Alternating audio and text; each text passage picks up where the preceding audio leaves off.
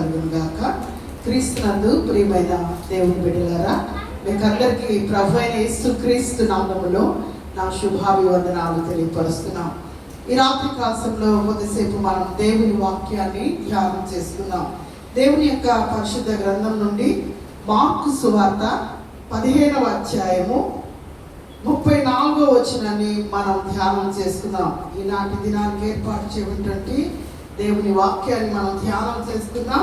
Mark సువార్త 15వ అధ్యాయము 34వ వచనాన్ని మనం ధ్యానం చేసుకుందాం. 3 గంటలకు యేసు ఎలోయి ఎలోయి లామా సబక్తాని బిగ్గరగా కేక వేసెను. ఆ మాటకు నా దేవా నా దేవా నన్నెందుకు చెయ్యి విడిచితివని అర్థము. దేవుడి తన పరిశుద్ధ వాక్యము మన వెనుకడిలో దీవించుగాక. చిన్న ప్రార్థన చేసుకుందాం. తలలో వంచి ప్రార్థన చేద్దాం. పరమ తండ్రి, నీ పరిశుద్ధ నామ స్తోత్రాలు చెల్లిస్తున్నాం. అతి ప్రాముఖ్యమైన సమయానికి మేము వచ్చాము స్వామి. చదవబడిన వాక్య భాగం మీది ప్రభువా. మీరు పలికినటువంటి మాటలు ధ్యానించడానికి మేము ఏ పాటి వారము, మా జ్ఞానం ఏ పాటిది స్వామి. అపవిత్రమైన పెదవులను అగ్నితో కాల్చి సిలువ చాటును మరుగుపరుచుకొని మీరు పలికినటువంటి ఆ మాటల్లో ఉన్నటువంటి గొప్ప మర్మాలను మీరు మాకు తెలియపరిచి మీ నామానికి మహిమ తెచ్చుకోమని ప్రార్థిస్తున్నాం. దూరాన సమీపాన ఈ వాక్యాన్ని వింటున్న ప్రియ బిడ్డలందరినీ కూడా నిండారుగా ఆశీర్వదించి మీ నామానికి మాత్రమే మహిమ తెచ్చుకోమని యేసుక్రీస్తు ప్రశస్త నామములో ప్రార్థించి పొంది ఉన్నాం మా తండ్రి, ఆమేన్. ప్రియ దేవుని బిడ్డలారా, చదవబడిన వాక్య భాగంలో మనం ధ్యానం చేసుకున్నాం. మరి 3 గంటల సమయంలో యేసు పలుకుచినటువంటి మాట ఎలోయి ఎలోయి లామా సబక్తా అని బిగ్గరగా కేక వేసెను. ఆ మాటకు నా దేవా నా దేవా నన్నెందుకు చెయ్యి విడిచితివని అర్థమైనటువంటి మాట ఇక్కడ మనం చదువుకుంటున్నాం. ఇదే వాక్య భాగం మత్తయి సువార్త 27వ అధ్యాయం 46వ వచనంలో కూడా మనకి కనబడుతుంది. అయితే ఈ మాటకు ముందున్నటువంటి పరిస్థితిని మనం ఒకసారి జ్ఞాపకం చేసుకుందాం. చూడండి, మార్కు సువార్త 15వ అధ్యాయం 33వ వచనంలో మధ్యాహ్నము మొదలుకొని 3 గంటల వరకు ఆ దేశమంతటా చీకటి కమ్మెను అని రాయబడింది. ఈ యొక్క మాట లేకపోతే ఈ ప్రవచనం ముందుగానే మనకి ఆమోసు గ్రంథములో మరి తెలియపరిచినటువంటి విషయాన్ని మనం జ్ఞాపకం చేసుకుంటున్నాం. ఆమోసు గ్రంథం 8వ అధ్యాయము 9వ వచనం యొక్క ప్రవచన నెరవేర్పు సృష్టి ఇక్కడ మనకి జరుగుతుందనే విషయాన్ని నేను జ్ఞాపకం చేస్తున్నాను. ఆమోసు గ్రంథం 8వ అధ్యాయం 9వ వచనంలో ఒక శ్రేష్టమైన మాట రాయబడి ఉంది. ప్రభువైన యెహోవా సెలవిచ్చినదేమనగా, ఆ దినమున నేను మధ్యాహ్న కాలమున సూర్యుని అస్తమింప చేయుదును, పగటి వేళ భూమికి చీకటి కమ్మ చేయును. ప్రియ దేవుని బిడ్డలారా, చూడండి, మరి మధ్యాహ్న కాలం 3 గంటల సమయంలో మరి చాలా ఎండ తీవ్రత ఎక్కువగా ఉంటుంది. కానీ ప్రవచన నెరవేర్పు ప్రకారము ఆ దినమున మరి చీకటి కమ్మును అని దేవుని వాక్య నెరవేర్పు ఇక్కడ మనకి అర్థమవుతుంది. ఎందుకు చీకటి కమ్మింది అనే విషయాన్ని మనం ధ్యానం చేస్తుంటే, నీతి సూర్యుడైన యేసుక్రీస్తు ప్రభుల వారు ఆ కల్వరి శిలువలో భరిస్తున్న లేకపోతే వేదన పడి మరణిస్తున్నటువంటి ఆ దృశ్యాన్ని ఈ లోకపు సూర్యుడు చూడలేక కళ్ళు మూసుకున్నట్లుగా ఉందనే విషయాన్ని నేను జ్ఞాపకం చేస్తున్నాను. అందుకే చూడండి, రోమీయులకు రాసినటువంటి పత్రిక 8వ అధ్యాయము 22వ వచనంలో సృష్టి యావత్తు కూడా ఏకగ్రీవముగా మూలుగుచు ప్రసవ వేదన పడుతుందనే విషయాన్ని ఇక్కడ మనకి అర్థమవుతుంది. ప్రియ దేవుని బిడ్డలారా, నీతి సూర్యుడైన యేసుక్రీస్తు కల్వరి శిలువ మీద మరణిస్తున్నటువంటి సందర్భంలో మరి సృష్టి అక్కడ జరుగుతున్నటువంటి పరిణామాలు మనం గమనిస్తే చీకటి కమ్మింది, దేవాలయపు తెర చినిగిపోయింది. మరి అక్కడ ఉన్నటువంటి పరిస్థితులన్నీ కూడా విభిన్నంగా మారిపోయి భూకంప సంకల్పం వచ్చింది. అంటే సృష్టి యావత్తు కూడా నీతి సూర్యుడైన యేసు క్రీస్తు పడుచున్న శ్రమను చూసి మరి మూర్గుచ్చు ఏకగ్రీవముగా మరి మూర్గుచ్చు ప్రసవ వేదన పడుతుందనే విషయాన్ని ఇక్కడ మనం జ్ఞాపకం చేస్తున్నాం. అయితే ఈ 4వ మాటను మనం గమనించినప్పుడు మార్కు సువార్త 15:34 ఒక ప్రవచన నెరవేర్పు కీర్తనల గ్రంథం 22వ కీర్తన 1వ వచనంలో మనకి చాలా స్పష్టంగా అర్థమవుతుంది. 22వ కీర్తన 1వ వచనం, నా దేవా నా దేవా నా దేవా నీవు నన్నేలా విడనాడితివి, నన్ను రక్షింపక నా ఆర్తధ్వని వినక నీవేళ దూరముగా ఉన్నానటువంటి విషయాన్ని ఇక్కడ మనం జ్ఞాపకం చేసుకుంటున్నాం. ప్రియమైన దేవుని బిడ్డలారా, దేవుని వాక్య భాగంలో మనం గమనిస్తే యేసుక్రీస్తు ప్రభుల వారు గెత్సెమనే తోటలో మరింత వేదన పడి ప్రార్థించడానికి గల కారణం ఏంటో తెలుసా? ఆయన శిలువ మరణాన్ని సహించలేక కాదు. ఎందుకు అంటే ఆయన ఈ లోకానికి రావడానికి గల కారణం ఏంటంటే నశించిపోతున్న మానవుని రక్షించడానికి ఈ లోకానికి నరవతారుడుగా వచ్చాడు. ఇది జగత్ ప్రణాళికలోనే ఇది ఏర్పాటు చేసినటువంటి ప్రణాళిక, ఇది ఆయనకి తెలుసు. కానీ ఎందుకు ఆయన వేదన పడి మరింత ఆతురముగా ప్రార్థన చేసి ఆయన చెమట రక్త బిందువుల వలె ఉండడానికి గల కారణం ఏంటో తెలుసా? ఎందుకు తెలుసా? ఆయన తండ్రితో సహవాసాన్ని కోల్పోతున్నటువంటి ఆ సమయాన్ని ఊహకులో కూడా రావడానికి ఆయనకి మరి సరిపోలేదు ఆ పరిస్థితి. ప్రియ దేవుని బిడ్డలారా, ఇక్కడ మనం గమనిస్తే దేవుని వాక్యంలో నా దేవా నా దేవా నన్నెందుకు చెయ్యి విడిచితివి అనేటువంటి విషయాన్ని ఇక్కడ మనం జ్ఞాపకం చేస్తున్నాం. మొదటి 3 మాటలు కూడా, మొదటిది క్షమాపణతో కూడినటువంటి మాట, రెండవది ఒక నశించిపోతున్నటువంటి దొంగకు దేవుడిచ్చిన రక్షణ, రెండవ మాటలు మనం ధ్యానం చేసుకున్నాం. 3వ మాట తల్లి పట్ల తనయునికి లేక యేసుక్రీస్తు ప్రభుల వారికి ఉన్నటువంటి బాధ్యతను మనం గమనించాం. ఇప్పుడు 4వ మాట కాడికి వచ్చేటప్పటికి సృష్టి పరిస్థితులు మారిపోయాయి. రెండవది ఆయన బిగ్గరగా కేక వేసెను, అంటే ఆయన యొక్క శక్తిలో ఏమాత్రం కూడా మార్పు లేదు. మరి చివరి క్షణాల్లో చనిపోయేటువంటి వ్యక్తి బిగ్గరగా కేక వేయగలడా? దానికి ముందు ఎన్ని భయంకరమైనటువంటి పరిస్థితులు అనుభవించాడు. అయినప్పటికీ కూడా ఆయన బిగ్గరగా కేక వేయడానికి గల కారణం ఏంటంటే ఈ 4వ మాట ఆక్రందనతో కూడినటువంటి మాట. ఎందుకంటే యేసుక్రీస్తు ప్రభుల వారిని తండ్రి చేయి విడుస్తున్నటువంటి సందర్భం. అందుకంటాడు, నా దేవా నా దేవా నన్నెందుకు చెయ్యి విడిచితివి. అంటే తండ్రి యొక్క చేతిని కోల్పోతున్నటువంటి సందర్భంలో తనను తట్టుకోలేనటువంటి పరిస్థితి. ఇక్కడ చూడండి, యేసుక్రీస్తు ప్రభుల వారిని అందరూ కూడా చేయి వదిలేశారు. ఆయన దగ్గర అద్భుతాలు పొందుకున్నవారు, ఆయన దగ్గర ఆశ్చర్య కార్యాలు పొందుకున్నవారు, ఆయన ద్వారా స్వస్థతలు పొందుకున్నవారు, ఆయన ద్వారా మేలులు పొందుకున్నవారు, ఆయన ద్వారా అనేకమైనటువంటి ఉపయోగాలు పొందుకున్నటువంటి వారు. చివరికి శిష్యులు కూడా, పేతురు అంటాడు, అయ్యా ఒకవేళ అందరూ చేయి విడిచిపెట్టినా, అందరూ నిన్ను ఎరగనని చెప్పినా, నేను అవసరమైతే నేను చనిపోతానే తప్ప, అవసరమైతే ఏం చేస్తారంట, నా ప్రాణాన్ని పెడతాను కానీ నిన్ను ఎరగనని చెప్పనని అంత హామీగా పలికినటువంటి పేతురు శిష్యులు మరి చెయ్యి విడిచినా ఆయన బాధపడలేదు. ప్రియ దేవుని బిడ్డలారా, వాస్తవమే కదా, మానవులు ఎప్పుడు కూడా చేయి వదిలేస్తారు. మన కష్ట పరిస్థితి వచ్చినప్పుడు, మన యొక్క ఒకవేళ అనారోగ్య పరిస్థితులు వచ్చినప్పుడు, లేక ఆర్థిక భారాలు వచ్చినప్పుడు, మనం అనుకున్నటువంటి క్లిష్ట పరిస్థితుల్లో ప్రయాణం చేస్తున్నప్పుడు సహజంగా మానవుని నైజం ఏంటో తెలుసా? చేయి వదిలివేస్తారు. వాస్తవమే కదండి. కానీ మన దగ్గర అన్నీ ఉన్నప్పుడు అందరూ మనతో ఉంటారు, కానీ మన పరిస్థితులు భిన్నంగా మారిపోయినప్పుడు అందరూ కూడా మన చెయ్యి వదిలిపెడతారు.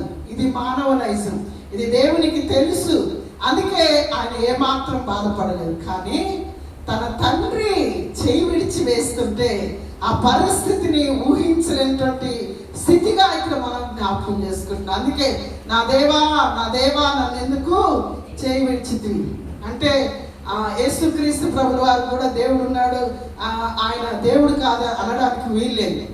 ఇది త్రిత్వ సిద్ధాంతం, తండ్రి కుమార పరిశుద్ధాత్మ. ఆయన పరలోకములో లేకపోతే సృష్టి మొదటిలో ఆయన ఉన్నప్పుడు ఆయన తండ్రిగా ఉన్నాడు. ఈ లోకానికి వచ్చినప్పుడు మరి యేసుక్రీస్తు ప్రభువుగా రక్షకుడిగా ఉన్నాడు. ఆయన మన హృదయంలో పరిశుద్ధాత్మ దేవుడిగా మనల్ని ఏలుబడి చేస్తున్నాడు అనే విషయాన్ని నేను జ్ఞాపకం చేస్తున్నాను. వాస్తవానికి చూడండి, ఎప్పుడు కూడా ఆయన తండ్రి అని ప్రార్థన చేసినటువంటి సందర్భాలు మనం పరిశుద్ధ గ్రంథంలో చాలా చూసాం. కానీ ఇక్కడికి వచ్చేటప్పటికి కారణం నా దేవా నన్నెందుకు చెయ్యి విడిచితివి అని కేక వేస్తా ఉన్నాడు. దానికి గల కారణం ఏంటో మనం కొద్దిసేపు దేవుని వాక్యాన్ని మనం ధ్యానం చేసుకుందాం. యోహాను సువార్త 8వ అధ్యాయం 29వ వచనంలో మనం గమనిస్తే యేసుక్రీస్తు ప్రభుల వారిని తండ్రి అయిన దేవుడు ఎందుకు చెయ్యి విడిచాడనే విషయాన్ని మనం జ్ఞాపకం చేసుకుందాం. యోహాను సువార్త 8వ అధ్యాయము 29వ వచనాన్ని మనం ధ్యానం చేసుకుందాం. దేవుని యొక్క వాక్య భాగం నుండి యోహాను సువార్త 8వ అధ్యాయం 29వ వచనం. నన్ను పంపినవాడు నాకు తోడై ఉన్నాడు, ఆయనకి ఇష్టమైన కార్యములను నేను ఎల్లప్పుడూ చేయుదును. కనుక ఆయన నన్ను ఎప్పుడు ఒంటరిగా విడిచిపెట్టలేదు. తండ్రి కుమారుడు ఎప్పుడు ఏకంగా ఉన్నారండి.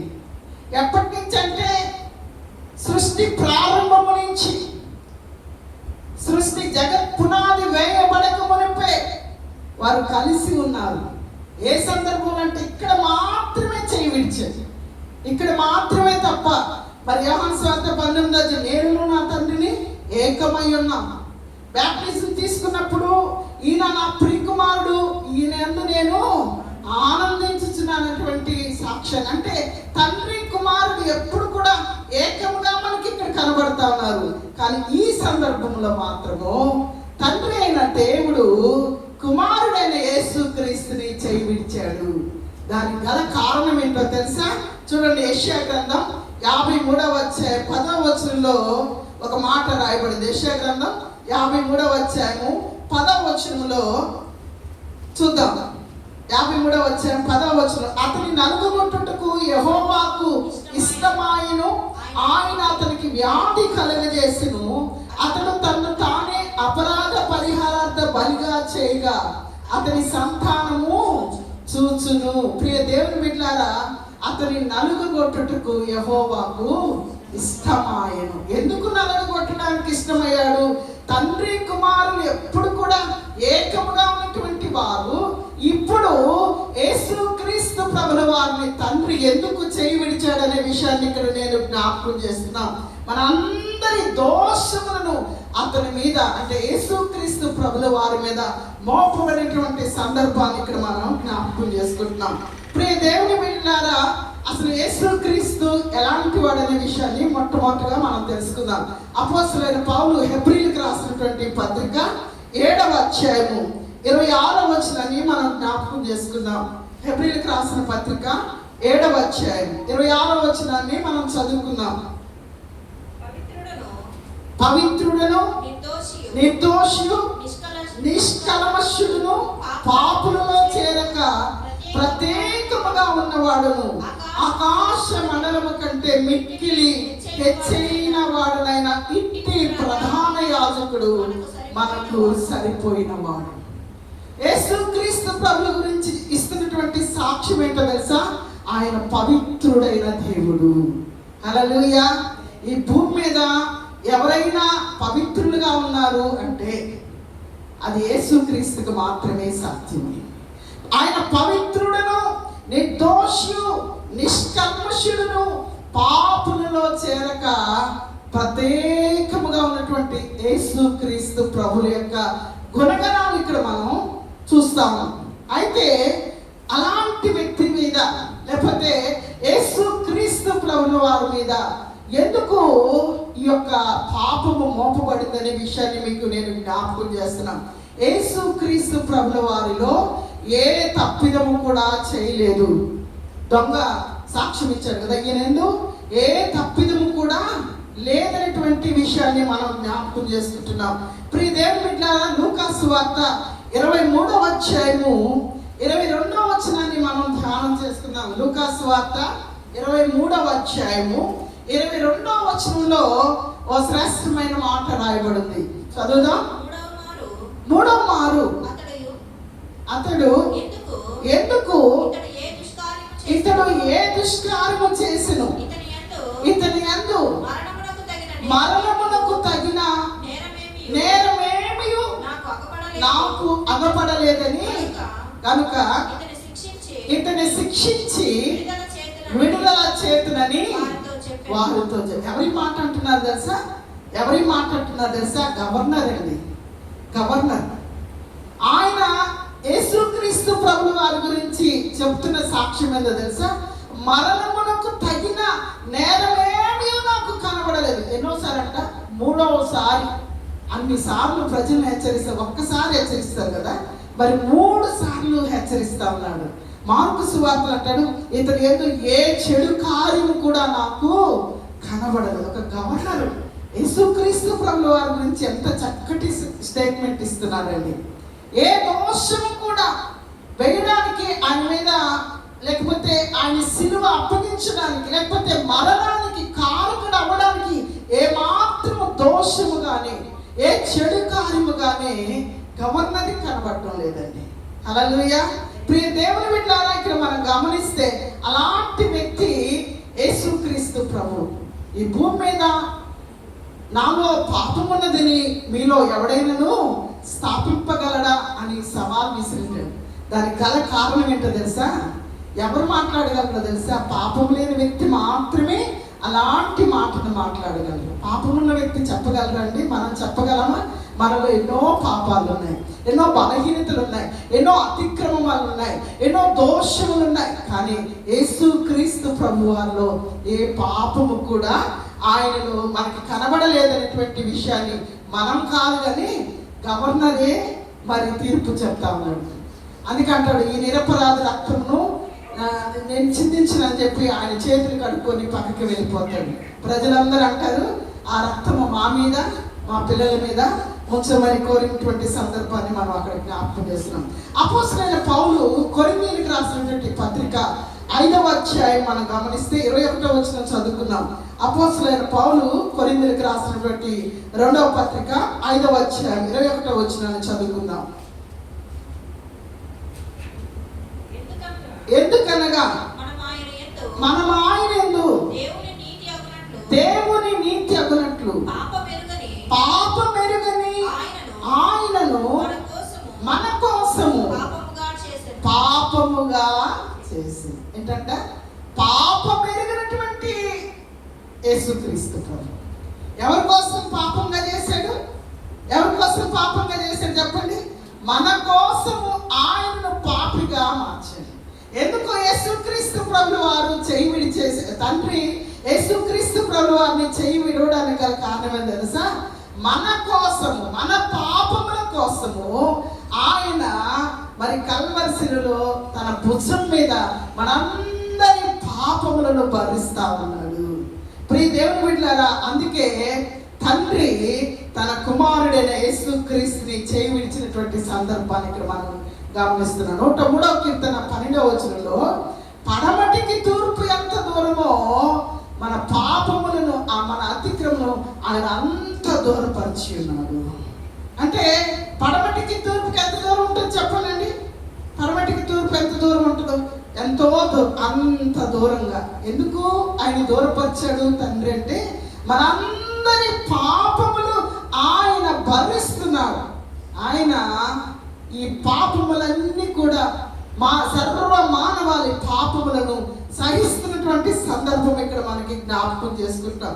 మరి దేవుని వాక్యంలో యెషయా గ్రంథం 59వ అధ్యాయం 2వ వచనంలో మీ పాపముల వలన ఆయన ముఖము మరుగు చేయబడినని దేవుని వాక్యము సెలవిస్తుంది. ప్రియ దేవుని బిడ్డలారా, యేసుక్రీస్తు ప్రభుల వారిని తండ్రి అయిన దేవుడు ఎందుకు చేయి విడిచాడంటే మనందరి పాపములను ఆయన మోస్తున్నాడు. అందుకే యోహాను సువార్త 1వ అధ్యాయము 1వ వచనం 29వ వచనం అంటాడు, ఏమంటాడంటే ఇదిగో లోక పాపములను మోసుకొని పోవు దేవుని గొర్రె పిల్ల. మనందరి పాపములను ఆయన భరిస్తా ఉన్నాడు కనుక ఆయనని తండ్రి అయిన దేవుడు చేయి విడిచి వేశాడు. పాపిని ప్రేమిస్తాడు కానీ దేవుడు పాపాన్ని ప్రేమించడు.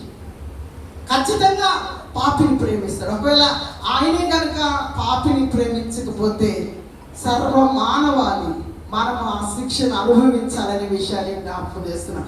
ఆయన ఏ తప్పిదము లేదు, మరణానికి సంబంధించిన దోషం ఆయనలో కనబడటం లేదు. ఆయన అన్నాడు నాలో పాపం ఉన్నదని మీరు ఎవరైనా చెప్పగలడా అన్నాడు. కానీ ఎందుకు తండ్రి అయిన దేవుడు యేసుక్రీస్తు ప్రభుల వారిని చేయి విడిచేశాడంటే మనందరి పాపములు ఆయన సహిస్తున్నాడనే విషయం. ఆ కారణం చేత మన పాపములను బట్టి ఆయన చేయి విడిచిన సందర్భాన్ని ఇక్కడ మనం జ్ఞాపకం చేస్తున్నాం. నేను ఆలోచిస్తా ఉన్నాను, నిజంగా తండ్రి ఎందుకు చేయి విడిచేశాడని నేను ఆలోచిస్తున్న పరిశుద్ధాత్మ దేవుడు నాకు ఒక మంచి ఆలోచన ఇచ్చాడు. చూడండి, యోహాను సువార్త 2వది ఎందుకు చేయి విడిచాడంటే యోహాను సువార్త 10వ అధ్యాయం 18వ వచనంలో ఒక చక్కటి మాట రాయబడింది. యోహాను సువార్త 10వ అధ్యాయము 18వ వచనం, ఎవడును నా ప్రాణము తీసుకొనడు నా అంతట నేనే దాన్ని పెట్టుచున్నాను, దాన్ని పెట్టుటకు నాకు అధికారం కలదు, దాన్ని తిరిగి తీసుకొనుటకు నాకు అధికారము కలదు. ఒక్కొక్క మాట ఎందుకు చేయి విడిచాడో తెలుసా? అసలు తండ్రే కానీ తన కుమారుడైన యేసుక్రీస్తు ప్రభుల వారి చెయ్యి వదలకపోతే ఎవరి తరం కాదు ఆయన చంపడం. దేవుని నామానికి మహిమ కలుగును గాక. అందుకంటాడు ఎవడను నా ప్రాణం ఆయన అంతటా ఆయన చనిపోలేదు, మనందరి కొరకు ఆయన చనిపోయాడు. అర్థమవుతుందా? ఎప్పుడు నా ప్రాణాన్ని తీసివేయలేదు. ఎందుకంటే ఆయన సృష్టికర్త, అందరి ప్రాణాలకు మూలాధారం అయిన ఆయన, అందరినీ జీవింపజేసే దేవుడు. ఆయన ప్రాణాన్ని ఎవరైనా తీసుకోగలరండి? అందుకంటాడు ఎప్పుడునూ నా ప్రాణాన్ని తీసివేయలేదు, నా అంతట నేను పెడుతున్నాను, నా అంతట నేను తీసుకుంటున్నాను. హల్లెలూయా. అంతే కదా. ఒకవేళ ఆయన తప్పించాలంటే 72,000 సైన్యం దిగిపోతుంది పరలోకం నుంచి. అదే ఆయన ప్రణాళిక కాదు, మరణించాలి. అందుకే చూడండి, హెబ్రీయులకు రాసిన పత్రిక 9వ అధ్యాయము 16-17 వచనాలు మనం ధ్యానం చేసుకుందాం. అపోస్తలుడైన పౌలు హెబ్రీయులకు రాసినటువంటి పత్రిక 9వ అధ్యాయం 16-17 వచనాల్లో ఒక శ్రేష్టమైన మాట అక్కడ రాయబడింది. చదవండి ఆ వాక్య భాగాన్ని. ఏమని రాయబడింది తెలుసా? మరణ శాసనం ఎక్కడ ఉండునో అక్కడ మరణ శాసనము రాసిన వారి మరణం అవశ్యం. ఆ శాసనమును రాసిన వాడు మరణము పొందితేనే అది చెల్లును, అది రాసిన వాడు జీవించుచుండగా అది ఎప్పుడైనాను చెల్లునా? అర్థమవుతుందండి? చదవబడిన వాక్య భాగంలో ఎందుకు తండ్రి అయిన దేవుడు యేసుక్రీస్తు ప్రభుల వారిని చేయి విడవడానికి గల కారణం ఏంటంటే మరణ శాసనం ఎక్కడ ఉండునో అక్కడ మరణ శాసనము రాసిన వారి మరణం అవశ్యం. హల్లెలూయా. ప్రతి మానవుని మరణం, పాపమునకు బదులుగా మరణం వచ్చింది. ఆ మరణ శాసనం రాసిన వాడు చనిపోవాలి. అందుకే తండ్రి అయిన దేవుడు యేసుక్రీస్తు ప్రభుల వారిని చేయి విడిచాడనే విషయాన్ని నేను జ్ఞాపకం చేస్తున్నాను. చూడండి అదే మాటలు 17 ఆ శాసనమును రాసిన వాడు మరణము పొందితేనే అది చెల్లుద్ది. శాసనము రాసిన వాడు అందరు కాదు, ఎవరో మరణిస్తే కాదు, ఎవరు మరణ శాసనాన్ని రాశారో వారు మరణిస్తేనే అది చెల్లుద్ది. దేవుని నామానికి మహిమ కలుగుగాక. ఎవరు రాశారు మరణ శాసనం? దేవుడు రాశారు.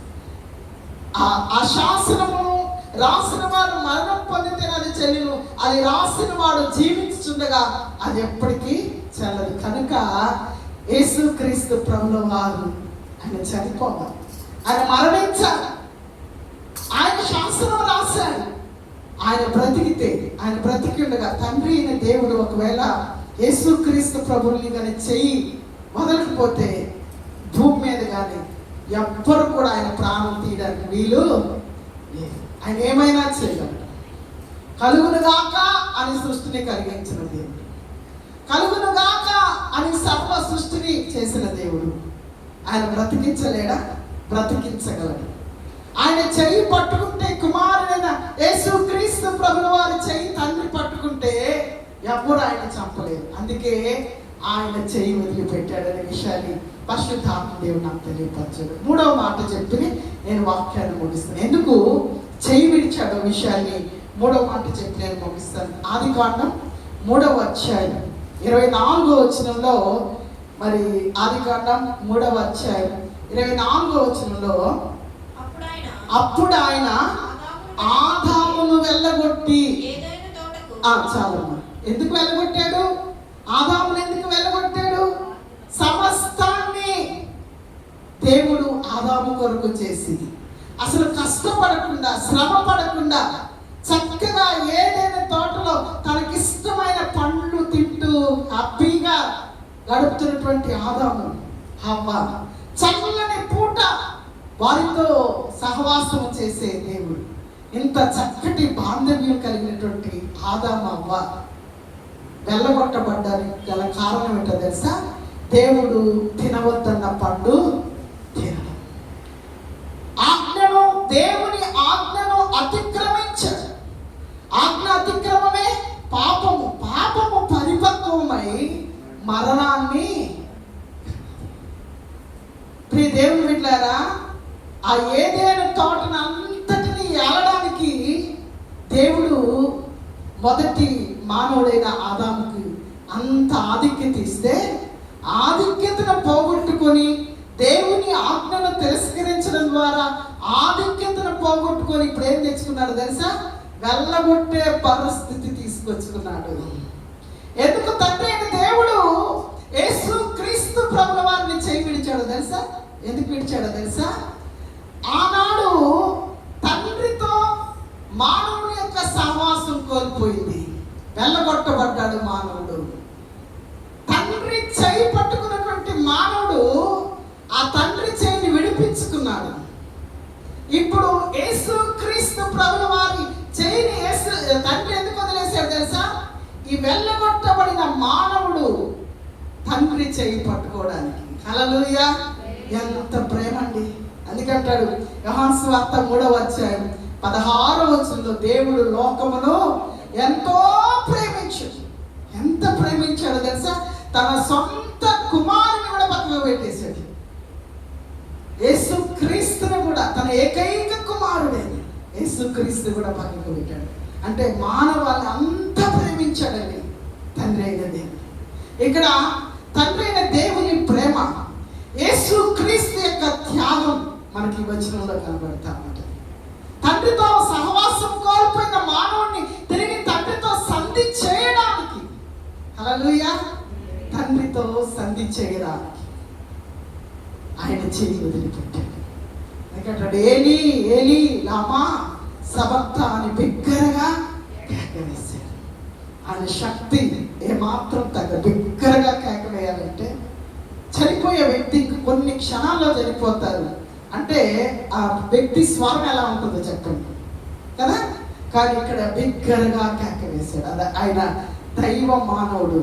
హల్లెలూయా! ఆయన 100% దేవుడు, ఆయన 100% మానవుడు. దేవుని నామానికి మహిమ కలుగును గాక. ఇందుకే ఆయన చేయలేదు. నశించిపోతున్న మనందరినీ ఆయన రక్షించడానికి, తండ్రితో సహవాసాన్ని తిరిగి సమకూర్చడానికి, తండ్రితో మన సహవాసాన్ని ఇంకా ముందుకు తీసుకురావడానికి, కోల్పోయినటువంటి సంబంధాన్ని తిరిగి ఆయన శిలువ ద్వారా, ఆయన మరణము ద్వారా, తండ్రి చేయి విడిచిన ద్వారా, కుమారుడు త్యాగము ద్వారా మానవుడు, పాపముతో మగ్గిపోతున్న మానవుడు తిరిగి తండ్రితో సహవాసం, తండ్రి చేయి పట్టుకోవడానికి దేవుడు కురిపించాడు. ఎఫెసీయులకు రాసిన పత్రిక 2వ అధ్యాయం మొదటి వచ్చిన మన అపరాధముల చేతన పాపముల చేతన చచ్చిన వారమైనగా క్రీస్తుతో కూడా మనల్ని బ్రతికించాడు ఆయన. హల్లెలూయా, హల్లెలూయా. మరలా ఆ నిత్య జీవాన్ని పోగొట్టుకున్న మానవుణ్ణి మరలా తన కుమారుడి యొక్క త్యాగం, తన కుమారుడి యొక్క సమర్పణ ద్వారా, తండ్రి ప్రేమ ద్వారా తిరిగి ఆ నిత్య జీవంలోకి ప్రవేశించడానికి యేసుక్రీస్తు ప్రభువు వారిని తండ్రి చేయించాడు. ఎంత గొప్ప ప్రేమ అండి మన పట్ల ఆయనకున్న ప్రేమ. అయితే మనం ఎన్ని పర్యాయాలు దేవుని చేతులు వదిలిపెట్టేస్తున్నాం. ఆయన మనల్ని తన సహవాసం కొరకు తన ప్రాణాన్నే సిలువలో దారిపోస్తే, ఎందుకంటే ఎవరేం చేస్తారండి?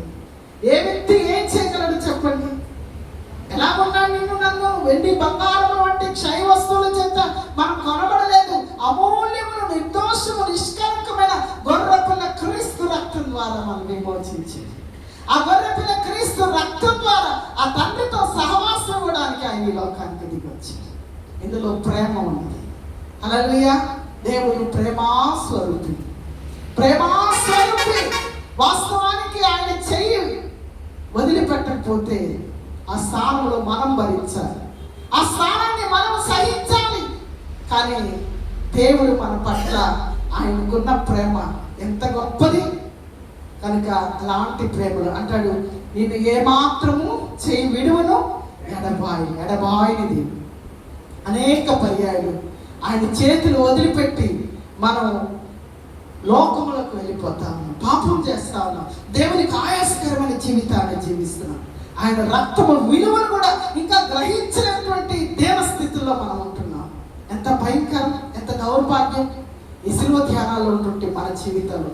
ఒకవేళ దేవునికి దూరం అయ్యే సందర్భాలు మన జీవితాల్లో ఉంటే అలాంటి స్థితిని తొలగించుకొని ఆయన ప్రేమను ధ్యానిస్తూ అనుదినము ఆయనతో మన జీవితాలు మమేకము కలిగి స్తుతిస్తూ ప్రార్థిస్తూ వాక్య ధ్యానం చేస్తూ ఆయనతో కలిసి జీవించడానికి మన జీవితాలు కొనసాగిద్దాం. అలాంటి కృప పరిశుద్ధాత్మ దేవుడు మనందరికీ అనుగ్రహించును గాక. దేవుడు మనందరినీ దీవించును గాక. చిన్న ప్రార్థన చేసుకుని వాక్యాన్ని ముగించుకున్నాం. పరమ తండ్రి, మీ పరిశుద్ధ నామాన్ని బట్టి నీకు వందనాలు. ఎంత గొప్ప త్యాగం చేశారు ప్రభువా. తండ్రి కుమారుడు మమేకమైనటువంటి స్థితిని విడిచి మమ్మలను నీ కుమారుడు తండ్రి నీతో కలపడానికి చేసిన త్యాగం మరుపురానిది ప్రభువా. అది గుర్తెరిగి ఎన్నడూ నీ నుండి దూరం కాకుండా నీకు సమీపంగా జీవించడానికి సహాయం చేయను. సమస్త మహిమ ఘనత ప్రభావములు మీకు మాత్రమే చెల్లిస్తూ మమ్మల్ని మేము తగ్గించుకుంటూ వివేచిస్తూ యేసుక్రీస్తు ప్రశస్త నామములో ప్రార్థించి పొంది నామ తండ్రి. ఆమేన్. ఆమేన్.